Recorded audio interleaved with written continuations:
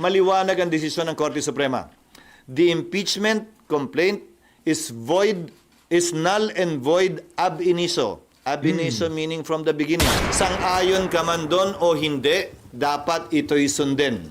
Kung hindi, magkakaroon tayo ng constitutional crisis at baka tingnan tayo ng mga karatig bansa natin at ibang tao na isang banana republic kung saan sinusunod lamang natin yung mga gusto natin. Mga unggoy sa gubat, ganyan ho isinalarawan nitong si Mig Zubiri, yung mga individual na ayaw sumunod diyan sa desisyon na yan ng Korte Suprema na unconstitutional yung impeachment na yan laban dito kay VP Sara. Nako, itong si Senate President Chis Escudero. Mabilis pa sa alas 4, nagpa-press con. Kailangan ho yan ng mga reporter sa Malacanang. Marami-raming katanungan ang sasagutin nitong mama na to dito sa press con na to. Kaya naman mga kababayan, kung bago lang ho kayo sa PH Update, isang like at isang subscribe. Masaya na ho tayo dyan. Sa mga gusto sumali sa ating community, yung join button, nandyan lang ho sa baba. At sa mga nahihirapang mag-subscribe, scan nyo lang ho yung QR code na yan. Ayun na nga. 935,000 subscriber na ho tayo. Palakpakan. Napakabilis talaga ng paglago ng mga subscriber natin pagdami dito sa PH Update. Tayo na nga, rekta ho tayo dito sa banat na to ni Mig Zubiri, no? Tapos pasadaan lang ho natin yung mga expectation nitong mga congressman na umattend diyan sa zona na yan nitong si Marcos Jr. Yung mga gusto nilang marinig, yung mga hindi nila marinig, dito ho natin pag-uusapan. Nandito ho si Toby Chango at saka itong si Richard Gomez. Yeah. Good morning, everyone. Sana. Sir, Happy Monday. sir, sa impeachment lang, sir, you think dapat panutuloy yung trial ng Niglay given na sinabi ng SC about unconstitutional? Ako personally, hindi na dapat matuloy yan. Let's not defy the Supreme Court order.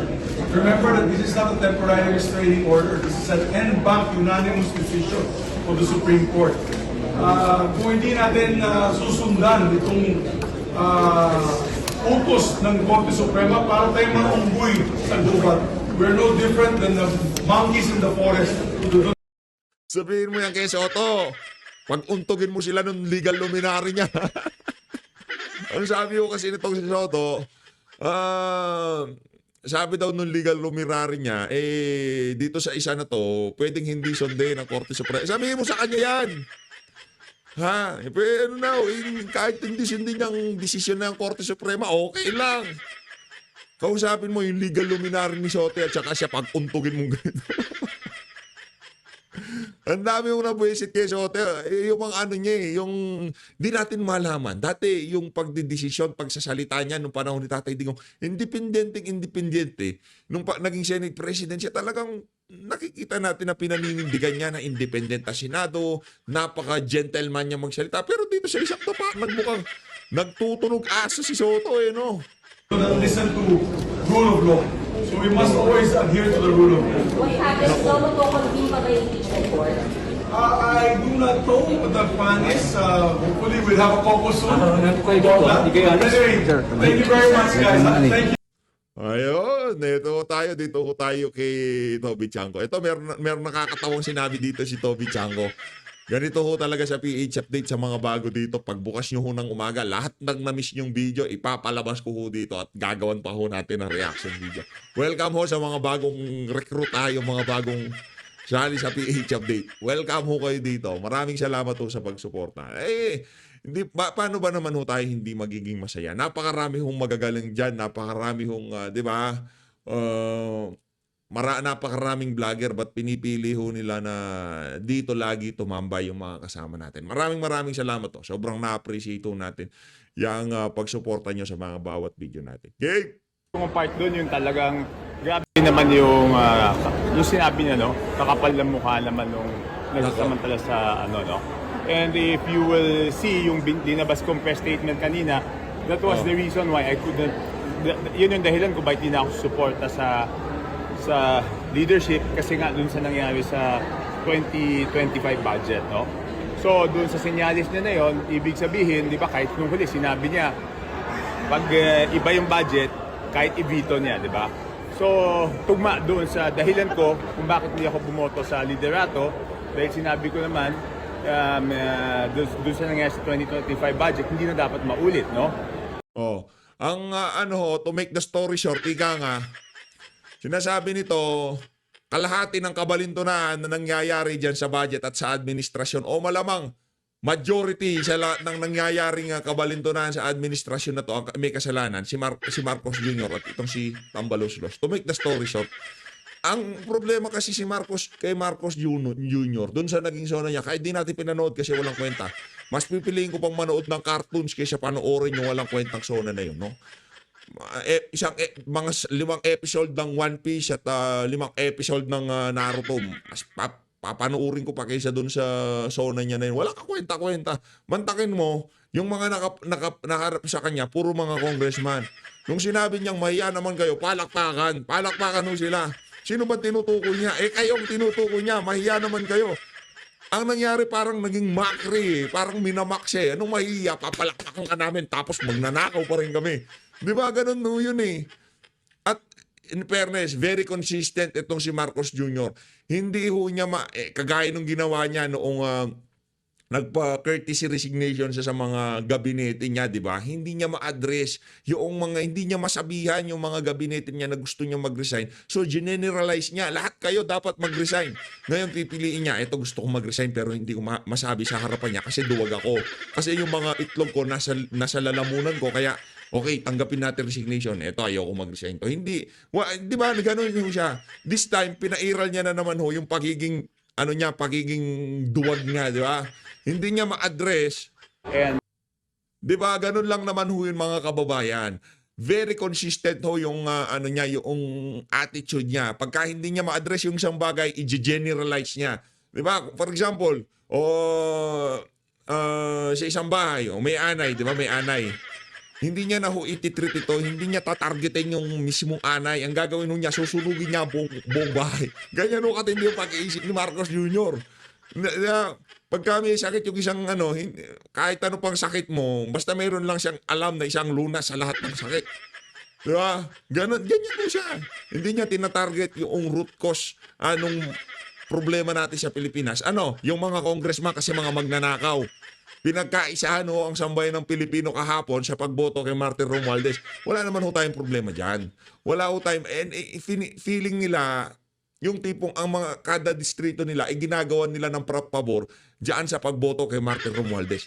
Mga walang yaho yung mga, okay lang yan, walang problema yan. Ika nga, merong oras lahat ng bagay. Pero ramdam na ho natin ang paghina ng hawak sa kapangyarihan ni Martin Romualdez dyan sa House of Representatives. Tuloy. ang isang independent, mas gagampanan ko yung trabaho ko kung nabantayan yung budget, kung independent ako. Ito talagang si Kong Toby, hindi po niya madiretso. Kasalanan ni Martin Romualdez lahat ng kababuyang nangyayari sa Pilipinas. Ganunin mo na nahiya ka pa Kaya hindi mapalitan-palitan yan Walang kayang sumupla sa kanya, lahat na lang yes sir, yes sir, yes sir, yes sir, yes sir. Ganun lang kayo ganun di ba? Sa sobrang supot nitong si si Martin Romualdez, ang gawin natin, isampal natin sa pagmumukha ng buong sambayan ng Pilipino na talagang mahal na mahal ako ng mga congressman. Kahit ng mga constituent na mga yan, sukang-suka sa akin, pagsalitain nyo sa podium. Pagsalitain nyo isa-isa, sabihin nila ng bawat mga congressman na ako ang binoboto nila. Hindi, hindi ganon. Punta kayo sa podium.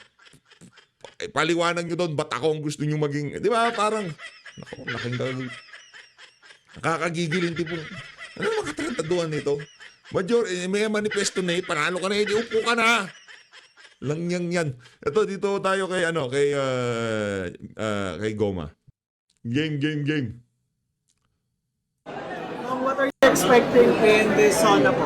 What I want to hear from the president is him talk about the problem of drugs and how to go about it.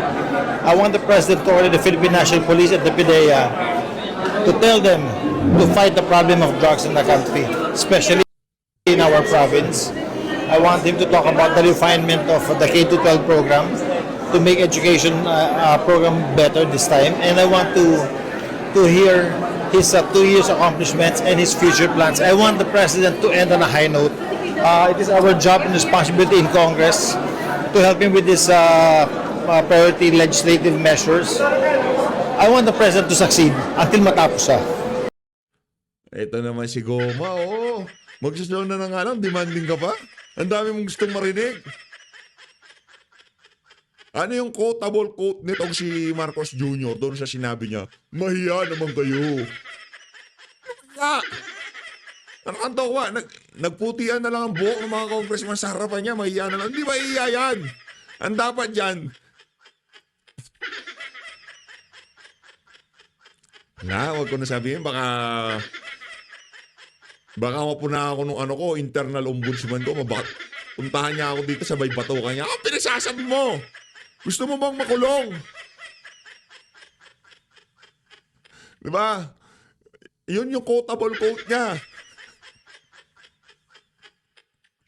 Maya naman kayo. Tapos itong sintu-sintu niyang PNP chief, hinihanay niya doon sa mga bayani natin. Si Aiden Diaz, Manny Pacquiao. Pagdating sa boxing, pagdating sa sport, hinihanay niya yung aso niya. Anak na tokwa. Unbelievable. Sabi ko sa sarili kong ganun, napaganto na ako. Unbelievable. Gusto daw marinig nitong si Goma yung sa SONA na mabanggit nitong si Bangag yung illegal. Yung air political test niya, di niya magawa-gawa. Tapos, kukontra niya pa yung illegal na droga. Brad, nakinig ka na, kumain ka na, demanding ka pa. Di pwede yun. O meron ba siya nabanggit doon sa mga inaasahan mong sabihin niya? Wala, ganyan o talaga. Ikaw, magsasona na nga, mag-speech na nga, demanding ka pa. Ito na mga kababayan, pinaka-aabangan na lahat. Right tayo dito kay Boy Kilay. Naku, congratulations, Boy Kilay, ha. Ako, kung papipiliin mo naman ako, si Soto o itong si Boy Kilay, kahit na dilawan tinklawan itong Kilay na to, mas pipiliin ko to doon sa aso nitong si Marcos Jr. Si Soto, aso ho siya. He is very delighted. Sabi niya, I'm very delighted. Very impressed. Doon daw sa zona nitong si Bangag. Anak ng tao ka, puro magnanakaw na sa harapan niya. Tapos sasabihin mo na, mahiya na. Mga kawatan niya, paano mahihiya? Anak ng tao ka. Napakaraking alam ko mga kasama natin dito sa PH Update, mga bukas na kaisipan yan. Mga puso niya, kahit di na tayo mapanood yan, na nakikita na nila pagka yung isang statement na yun, na yung kabalbalan. Anak ng tao ka. Napakalaking serswela ng nangyayari sa ating bansa. Magsasalita ang isang cloud tapos papalakpakan siya ng napakaraming magnanakaw. Para alam mo yung mga bata pagka sayaw ka na, gaganyan-ganyan ka, di ba? Sasayaw-sayaw yung bata, di ba? Ganon. Ganon ang ginawa nila kay Marcos Jr. dyan sa sauna na yan. Mukha ho siyang bata na pinapalakpakan, gigil na gigil naman. Ang pumapalakpak sa kanya, yung mga magnanakaw sa harapan niya. Meron din sa likod niya. Yung pinakamalaking magnanakaw ay nandun sa likod niya.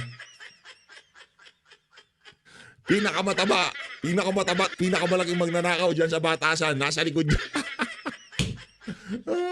Baka nakatago dun sa kortina. Thank you. Ito, dito tayo kay Cheese. Game, Cheese. Pakbaka. Ano? All out ho ito, all out. Basta may Basta may gising. Wala naman ako sasabihin. Bakbakan Sasagot ito, na ako sa mga tanong. Dre. Kahapon, lalo na doon sa parts on corruption, parang ikaw yung unang pumalakpak doon sa nung tumira sa presidente. Bakit naman hindi? Una sa lahat, binabati ko ang Pangulo sa kanyang State of the Nation address. Ikinagalak ko na ginamit niya ang ating sariling wika ng 99.9% sa kanyang talumpati. Gayon din, yung kanyang talumpati sumentro sa mga serbisyo publiko. Kung mapapansin ninyo, hindi niya tinalakay anumang may kinalaman sa politika, sa ekonomiya, sa pangkalahatan, sa gulo sa mundo. Pinag-usapan niya at sumentro siya sa public services lamang.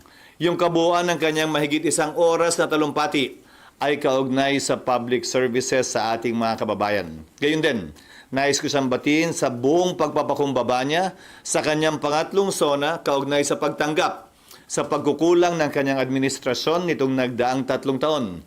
Ika nga may kasabihan, di ba?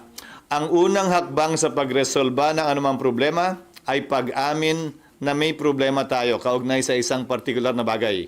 Inamin yon ng Pangulo kahapon at sinabing sisikapin niya na ipag-ibayuhin pa yung kanyang pwedeng magawa kaugnay ng mga serbisyo publiko ngayon.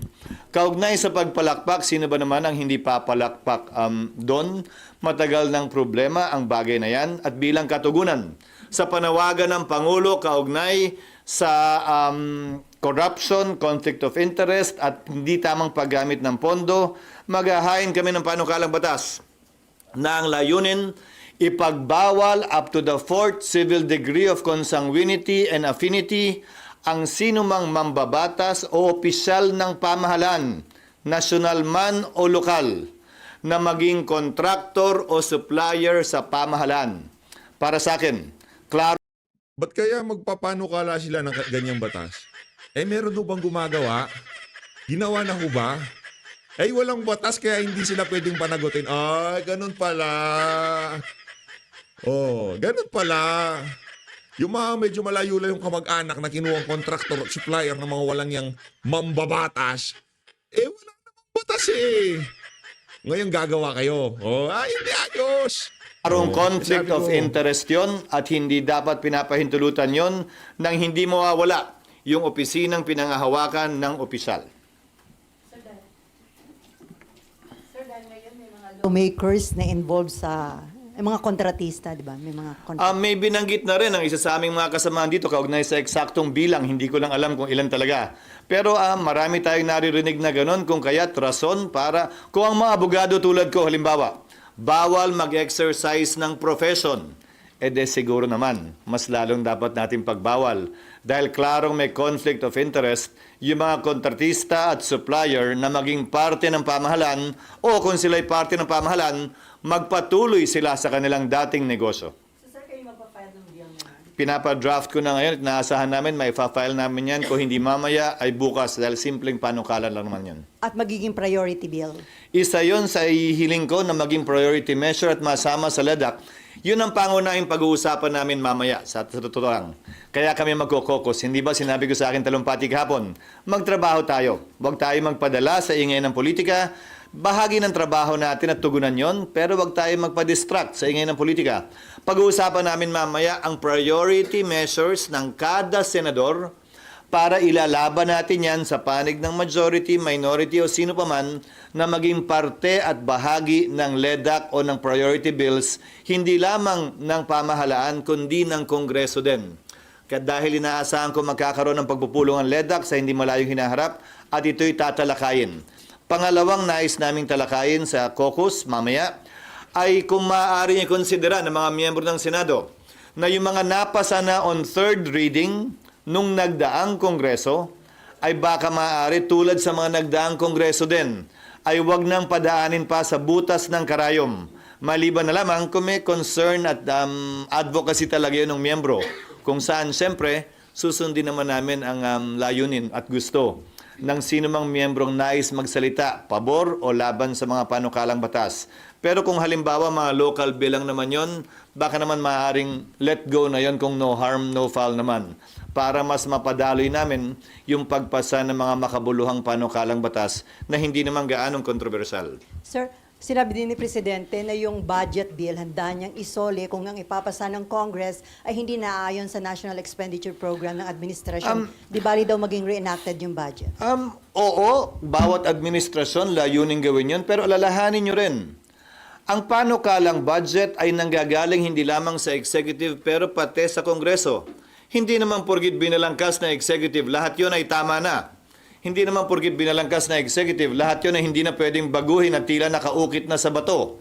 Ang marapat at dapat baguhin dahil yung mga kalihim mismo ng Pangulo ay humihiling sa Kongreso ng dagdag o pagbabago sa kanilang budget. So siguro, kung may ganyang uri ng kautusan ng Pangulo, dapat pagsabihan din niya yung kanyang mga kalihim na kapag kami sinumite ng budget, ang DBM para sa kanilang departamento, wag na silang humirit pa. Dahil bago sila makahirit ang pagkukunan ay ibang departamento rin. May lohika din naman at basehan yung kasabihang 2 heads, 3 heads are better than 1. Ang importante ay transparent, ang importante ay nakikita ng ating mga kababayan kung saan at bakit nga ba ginagawa ang mga partikular na bagay. Sir, pag-uusapan din ba yung ruling sa Supreme Court sa impeachment mamaya sa caucus at ano yung personal position mo doon? Wala sa agenda, subalit tiyak ko mapag-uusapan yun dahil imposible namang hindi. That is considered what we may call the elephant in the room. So malamang mapag-uusapan yun mamaya. Salamat sa tanong. Iba ang aking personal na opinyon kaugnay sa magiging posisyon ng Senado. Tulad ng sinabi ko kahapon, kung hindi pa kayo inaantok kahapon, hindi, umaga pa lang yun. Hindi porkit taga-pangulo ako ng Senado, kamay ko lamang ang nagdadala ng tiyempo at magdidikta ng direksyon ng Senado. We are a collective body and we will be deciding upon these matters collectively also after deliberation and via a vote. Personally, ang posisyon ko ay bilang abogado ay ito. Nagdesisyon ng Korte Suprema, sang-ayon ka man doon o hindi, dapat ito'y sundin. Kung hindi, magkakaroon tayo ng constitutional crisis at baka tingnan tayo ng mga karatig bansa natin at ibang tao na isang banana republic kung saan sinusunod Nako. lamang natin yung mga gusto Nako. natin. Ilang Gusto niyo ba maging ganun, Banana Republic? Wala nang impeachment. Oh, wala na. Finish na, ika nga. Better luck next time. pananaw pa kaugnay sa desisyon ng Korte Suprema. 5 sa 11 pinag-utos ng Korte Suprema na isumite ng Kamara ay kabilang sa order o kautusan ng Senate Impeachment Court mismo kaugnay sa compliance ng Kamara sa 1-year ban. Sabi nga ng isang kritiko ng Senado noong mga panahong yon, wala daw karapatan ng Senado utusan ng Kamara at tanungin ng Kamara kaugnay ng 1-year ban. Sabi ng kritiko ng Senado yon, desisyon daw yan ng Korte Suprema. Ngayong nagdesisyon naman ng Korte Suprema, ang sinasabi ng parehong taong yan ay Senate is the sole judge of impeachment cases. Dapat huwag Nako! pansinin. Ano ba yan? Nako! Buta-taho yung mga nagsabi nun. Isa ba doon si Soto? Isa ba doon si Risa Ontiveros? Anak ng tokwa, yan na nga ba sinasabi natin? Umapalag na itong si Chis. Talaga bang nagbabago kung ano ang tama, totoo at naaayon sa batas? Depende sa gusto natin? Hindi ba dapat? Ano man ang gusto natin, dapat ang sundin natin ay ang batas at saligang batas at ayon sa konstitusyon. Korte Suprema lamang ang bukod tanging may kapangyarihan magbigay buhay at mag-interpret ng ating saligang batas. May mga parte din naman ng desisyong hindi ako sang-ayon. Pero kung babasahin natin ang lubusan, kabilang yung mga separate opinions, halimbawa, may mga concurring opinion doon na nagsabing hindi daw tatawid ang impeachment complaint sa susunod na Kongreso. Taliwas yan sa aking pananaw, pero ito'y concurring opinion at hindi bahagi ng majority opinion. Pero nakita ko bilang abogado na minsan ang mga concurring opinion nagiging bahagi ng majority decision sa mga sumusunod na kaso pa. Having said that, maski yung mga puntong yon ay dinala at ika nga sinundan yung ilang concerns din ng Senado kaugnay sa paghiling sa House na desidido pa ba kayo dito sa impeachment complaint na to sa ilalim ng 20th Congress? Dahil hindi otomatiko yon. Ayon sa dalawang separate concurring opinion sa dalawang mahistrado, binanggit nila yon sa kanilang opinion.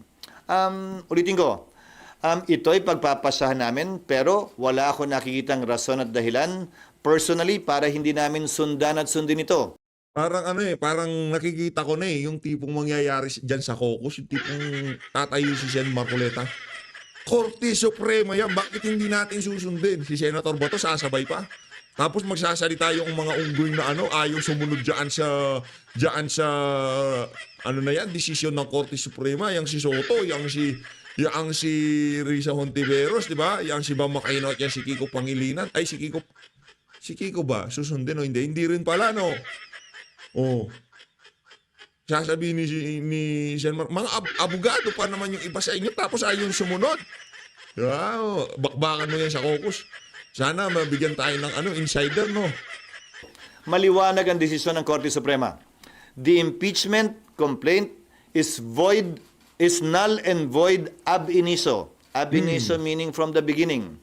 Nako! Nakasaad din sa desisyon ng Korte Suprema, hindi nagkaroon mulat-mula ng jurisdiction ang Senado Nako! doon sa impeachment complaints dahil sa paglabag sa Bill of Rights, particular due process of law. mahal pa ho tayo ng Panginoon. Kung sakaling si Soto ang nag-Senate President, naku, malaking gulo. Kasi kukontrahin niya ang Korte Suprema.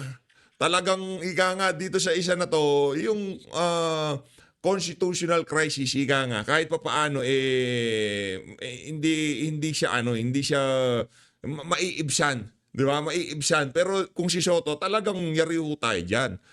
Ika nga, matindi ho yung mangyayaring crisis kung sakaling si Soto nanalo ng naging Senate President. Pangatlo, sinabi din ng Korte Suprema, immediately executory ang desisyong ito. Ngayon, narinig ko pinag-uusapan ng ilang mga bagay, kaugnay ng reconsideration, kaugnay ng pag-file ng pag-apply ng ilang mga prinsipyo sa batas, kabilang ng Doctrine of Operative Fact, pero hindi natin maialis na alam ng Supreme Court ang lahat ng ito. Ang Doctrine of Operative Fact, Korte Suprema mismo ang nagbaba niyan bilang exception sa null and void ab initio ruling nila sa mga nagdaang kaso. So kung nais nilang gamitin yan, edi ginamit na sana nila dito. Pangalawa, tapusin ko lang. At pangalawa, kaugnay sa paglabag ng due process, kinlaro din nila yon na kapag ka-violation ng due process ang pinag-uusapan, ay wala na tayong pwedeng i-review o ibalik pa dahil nawala na ng jurisdiction mula sa simula ang anumang korte o husgado. Ayon sa majority at unanimous decision ng korte. Yes. Pag-uusapan niyo yan nang nakakonvene kayo as impeachment court o pwede po sa plenary, ma'am? Personal ko ding opinion ito, pero ang masusunod dito ay ang mayoriya. Nakalagay kasi sa korte, sa desisyon ng Korte Suprema, walang jurisdiction ang impeachment court. Walang jurisdiction ng Senado. Nadinggin pa ang mga articles of impeachment. Naalala nyo, bago kami nag-convene, binasa yung articles of impeachment, at least in dulo man lang, bago kami nagka-jurisdiction. Ang sinasabi ng Korte Suprema sa desisyon nila ngayon ay unconstitutional yung articles of impeachment. Kaya walang jurisdiction yung Senado. At pag sumumpa yung mga bagong halal na senador, they will swear to do impartial justice during trial.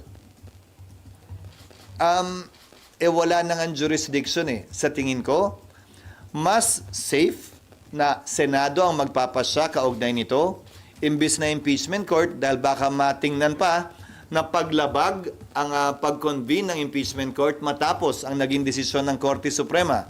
Ngayon, wala bang presidente o meron? Meron. Noong nagpasya ang Senado na i-dismiss yung impeachment laban kay dating Pangulong Estrada dahil sa EDSA 2, dineklara ng Senado, not as an impeachment court, as a Senate, dineklara ng Senadong functus officio na yung kaso. Yung impeachment court at dinismiss yung kaso. So, nung nagdaan, nagawa na rin yan ng Senado. Inaksyon na ng isang impeachment complaint bilang Senado at hindi bilang impeachment court. So regular session possible later? SP, scenario lang. Depende sa mapag-uusapan mamaya. Total naman, itong mga unang araw na ito, wala pa naman kaming panukalang batas na pwedeng talakayin dahil kailangan ma-first reading muna lahat ng mga panukalang batas na final. Dahil nga bagong kongreso ito, kailangan i-refile lahat ng mga bill na hindi napasa noong nagdaang kongreso. Just to be clear, isa na lang. Personal nyo, SP, is hindi na kailangan mag-convene after the decision of SC. Yes, and if the Senate will act on it, the Senate should act on it as a Senate in plenary. Pero sabi nyo, SP, nung previously, pwede namang hindi sundin ng Senado yung kautosan ng Supreme Court. Ang sinabi ko noong nakaraan, pinagpapasahan pa rin. Pagpapasahan din namin mamaya yan dahil iba-iba opinion ng senador. Hindi ko sinabing hindi pwedeng sundin. Ang sinabi ko, pagbobotohan lahat. Don't put words on my kilay, sabi mo. Tarayan mo, Brad. Anong ko, gaganyanin ka? Pinasasabi yung mga salita na hindi mo naman sinabi. Mga ano yun, yung mga ano dyan, yung mga reporter dyan, mga may saltik sa utak. Literal na parang mga kulang-kulang ang tornilyo nila. Tingnan nyo, gusto talaga nila. Sila gusto yung impeachment. Yung mga reporter, mga siraulo. Dahil noong mga nagdaang panahon, di ba nga, sinabi ko sa iyo, pinagbotohan ng Senado kung susundin ba o hindi yung TRO kaugnay sa foreign currency deposits ni dating Chief Justice Corona. Sa botong 13-10, nagpa siya ang Senadong sundin ito. Ganon din marahil ang makikita natin kaugnay nito. May magmomoson, halimbawa lamang, na aksyonan na o anong gagawin o magtatanong anong gagawin ng Senado kaugnay ng Supreme Court decision, may sasagot at magsasabi at manghihiling ng motion. Pag walang nag-object, edi yun na yun. Pag may nag-object, edi pagbobotohan. Pero yung botohan nun, sir, kay CJ Corona as an impeachment court, hindi as legislative body. Yes, pero yung botohan din naman kay dating Pangulong Estrada as a legislative body, as a Senate. Dahil yon nagbotohan sila sa impeachment court dahil yung issue na bring up during trial na. Hindi naman tiniro yung buong proceedings. Ang tiniro yung pagbubukas, yung pag-issue ng subpoena doon sa foreign currency deposits as part of the trial.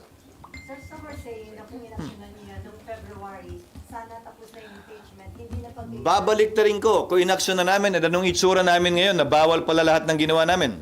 Paano kung nag-convict ang Senado? Bawal naman pala lahat dahil nilabag naman pala yung Bill of Rights at right to due process ng nasasakdal. So babalik na rin ko, Sally. Baka naman kaya minamadali. Shelly! Shelly! Yan si Shelly talaga, kulay yan, alam ko eh. Alam ko ang kaibuturan ng pulo niya si Shelly. Kabisado ko yung ali na yan. Gustahan tayo pagka naging Duterte, mag-iiba na naman tono niyan. Shelly! Dito, noong mga panahon yun ng iba, ay dahil alam nilang may problema o maaaring magka-problema, rason para madali ng kamay namin. We exercised an abundance of care when it came to that, not wanting to violate any constitutional provision and juxtapose that to what the House did after the Supreme Court decision. Without an abundance of care, they hurried things and the result is what you have seen now, given the Supreme Court decision. Correct. Sa tingin ko, hindi pwedeng pulaan yung pagiging maingat ng Senado. Lalo na sa nakita niyong desisyon ng Korte Suprema kung saan yung pagmamadali ang pinulaan ng Korte Suprema at sinabi ang mali at nilabag ang karapatan sa due process ng nasasakdal. Pero na-deprive daw yung public na malaman ano ba talaga yung past. Hindi lamang impeachment ang mode of accountability para sa mga opisyal. Yan. Investigasyon ng Senado, investigasyon ng Kongreso, kaso sa Ombudsman, lahat ito ay mga avenue para Sampal sa mukha ni Shelly! Shelly! Yung accountability, kapag kaso sa ombudsman. Meron na nga kaso sa ombudsman, di ba? Pinagpapaliwanag naman yung mga congressman na pumirma. Ayaw na magpaliwanag. O paano ba yan? Pati ombudsman yan, wala rin ano. Ay, iba pala yun. Kasi yung report yun ng ano. Yun ang accountability. Sa ombudsman tayo mag-usap. Oh. exact na accountability para sa mga opisyal. Dahil, tandaan nyo sa ilalim ng saligang batas, Pangulo lamang ang immune from suit. Hindi immune from suit ang ikalawang Pangulo o iba pang impeachable officers. So hindi nila maaaring sabihin walang ibang avenue. SB, balik lang ako sa SONA kahapon ni Presidente, yung sa flood control at saka yung insertions. Kayo, ngayon po ay kayo din ay naakusuhan na nasa likod ng 140, Nino? almost 133. Nino? Yung report po na lumabas sa politiko. Sino nga yung nag-aaksa? Apo. Yung media? Sa politiko po na merong Sino nga? report. Sino nga? Sino? Yan.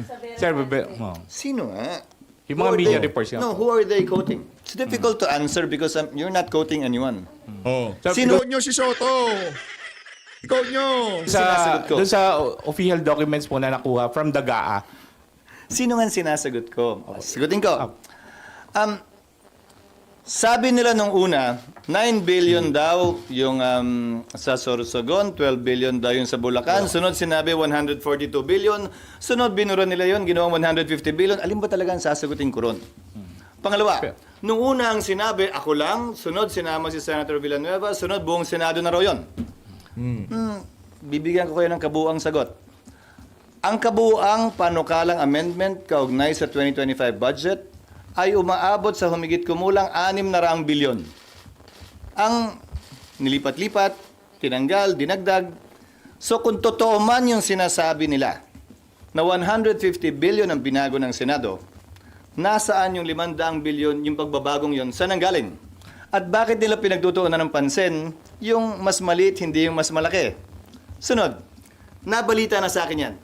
Nagagamitin laban sa akin yan kaugnay sa isang demolition job, kaugnay sa napipintong halala ng Senate President. Pero Yo. sinasagot pa rin kita ngayon, bagaman tapos na ang halalang yon. Kung iimbestigahan yan, dapat imbestigahan lamang. Nagsalita na Executive Secretary. Imbestigahan daw hindi lamang yung sa panahon ni Pangulong Marcos, pero yung mga nagdaang administrasyon din. Dahil kung ano man ang kapalpakan, kaugnay ng flood control, hindi lamang itong taong to, kung hindi mga nagdaang taon. Dahil kung titingnan nyo yung panukalang budget, mas malaki pa nga yung budget sa nagdaang taon sa flood control kesa sa kasalukuyang taon. Sir, pero just to seek clarification, did you or did you not introduce No. 150 billion? No, of course not. dun sa kahit po sa Sorsogon? Sa Sorsogon, Kung meron din po kayong mga 9 billion, changes. no. May changes sa Sorsogon, yes, pero hindi 9 billion. Now, again, is the NEP perfect? Hindi naman din siguro. Ang importante, transparency, kaugnay sa Nako, meron ako naamoy. Ibistigahan yan. mga pagbabagong yun. Ngayon, kung pipintasan nila, ulitin ko bagaman alam kong demolition job ito mula sa ilang sektor na nais questionin yung aking pananatili bilang Senate President bago kami magbotohan. At bagaman tapos na, para sa akin, hindi parang makalipas ang 27 taon. Ngayon lamang yata ako maakusa ng isang bagay na ganyan. Ang masakit, dinamay pa si Senator Joel na kung maalala nyo, ay nung pumasok siya sa Kongreso, ay ang party list niya ay SIBAC, Citizens Battle Against Corruption. At dahil lamang siya ang napili at napipisel kong majority leader nung mga unang araw nung nakarang linggo. So ulitin ko, bahagi yan, par for the course yan, tulad ng pag-warning sa akin na ilan sa mga kasamahan ko sa Senado na gagawin yan. Tinitingnan kong bahagi yan, ika nga, sa buhay ng isang politiko. Subalit, sasagutin ko yan na may buong tapang at tulad nga ng unang tanong ni RG kanina, bakit ako ang unang pumalakpak? Dahil yung walang tinatago, walang kinakatakutan.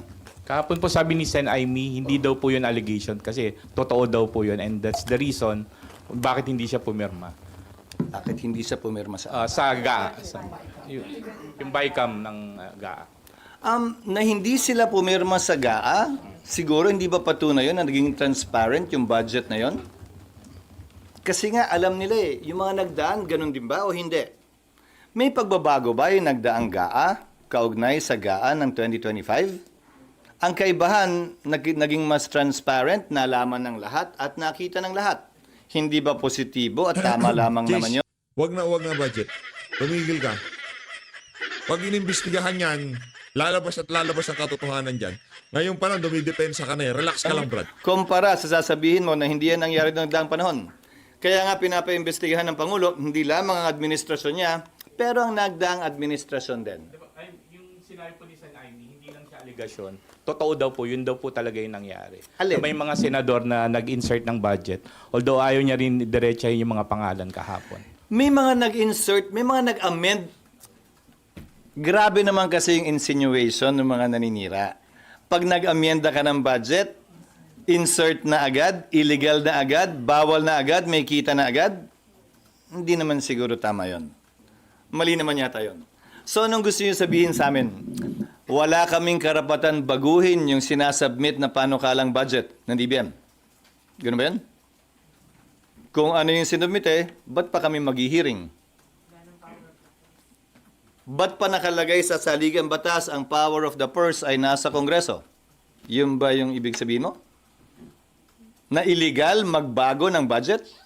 I don't think so. Ang illegal ay pork barrel, which was defined by the Supreme Court as post-enactment intervention. Pakikialam kung paano gagastusin, saan gagastusin ang pondo matapos ito aprubahan. Baka nakakalimutan nyo rin. Bilang finance chairman noon, ako ang kauna-unahang finance chairman na nag-line item ng budget ng DPWH. Bugso ng desisyon ng Korte Suprema kaugnay sa post-enactment intervention of pork barrel. Kung maalala nyo dati, puro lump sum allocations ang nasa budget at sa kauna-unahang pagkakataon na ako'y naging chairman. Doon lamang ni-line item yan. Doon lamang nakita ang mga bagay na yan. So, hindi marapat at hindi makatarungan para sa akin. At bahagi lamang ika nga ng politika at pamumulitika ang mga akusasyong binabato ngayon. Myla. Sino? Senator ano? 600 billion. So, ibig sabihin, sir, Roughly, yung proposed amendments. so yung remaining, sir, amendments ng House ba yan? Halo-halo. May amendments din ng mga ang DBM. Kasi may mga errata din na pumapasok, hindi ba? Sa mga nagdaang panahon. Minsan may hinahabol sila na, uy, nagkamali, na madali, dapat ganito to. Minsan yung mga departments mismo gustong baguhin yung sarili nilang budget. Dahil may nakita silang pagkukulang o nagbago yung priority o may tuloy biglang nasira na kailangan iliko yung pondo ron habang pinag-uusapan yung budget. Marami naman pwedeng panggalingan yung pagbabago. Sir, wala kayong idea kung magkano yung amendment sa ginawa ng House, on the part of the House? Attribution is very difficult, Myla, because halimbawa, kung may nag-propose sa komite, tapos yung vice chairman handling the committee adopted the verbal recommendation, the verbal request made in committee, kanino yon? Wala namang parang bill na, di ba? Pero nasa record. Kung gusto mong i-trace, makikita sa record yun na nagpanukala ay itong particular na mambabatas na ito at diniscuss yun sa komite. At pagdating ng report ng vice chairman, kinary ng vice chairman yung proposed amendment na yun. At later on, pinagbotohan, kinary ng plenaryo yung proposed amendment na yun. Yes, ma'am.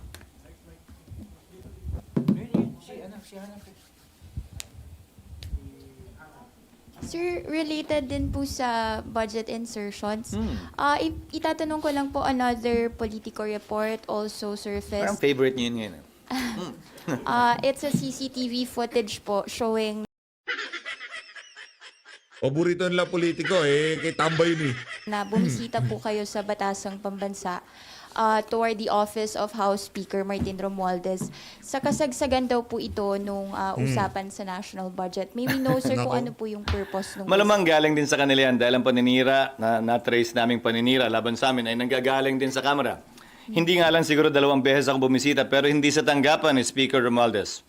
Sa tanggapan kung saan, sa opisina kung saan isinasagawa ang BICAM na pinag-usapan din naman nung nag-bicameral conference committee meeting kami para tiyakin na ayos yung trabaho ng staff, para tiyakin na nagpapatuloy ng walang problema. Again, these are insinuations that you are merely carrying coming from those who want to politicize that particular instance. Pag hindi naman namin ginawa yung trabaho namin, edi issue din. But what are they insinuating? Tapos, sir, follow-up I'm lang asking, what are you insinuating? What are they insinuating na nagpunta ron? So, bawal na rin magpunta at gawin ng trabaho bilang BICAM member? Bawal bilang Senate President tingnan kung ayos yung staff na gumagawa ng BICAM? May insinuation agad na mali? Hindi naman siguro tama yun. That you made sure though, that you made sure na yung mga changes as you propose, mapapasok sa Again, that is an allegation. That is an allegation wrought with malice. At ulitin ko, sino yung nagsabi? Yan. Kayo naman, panayang pasagot nyo sa akin sa mga anonymous report na naman. Report nino. Saan niya kinuha yung report? At sino nagsabi? Nakoy, alam ni Chis ang kalakaran. Alam mo niya kalakaran ni Ganga. No, answer me. Sino? No. Sino nga yung kino-quote ng report? Oh, yan. Hindi naman Sagot. pwedeng wala, di ba? Mga Again, unggoy. this is clearly a PR job. Although it is, and I know it is, sasagutin pa rin kita. Kasi wala naman akong tinatago eh. Yes, Ali. Sir, ano Mamaya na ho natin ituloy yung kay Shelly. Matindi-tindi ho ang bakbakan dito sa na to. Presko nitong si Chis. As always, maraming salamat to sa pag-support sa PH Update. Tuloy ho natin to sa susunod na video. Mahalin natin ang Pilipinas. Maraming salamat to mga kababayan.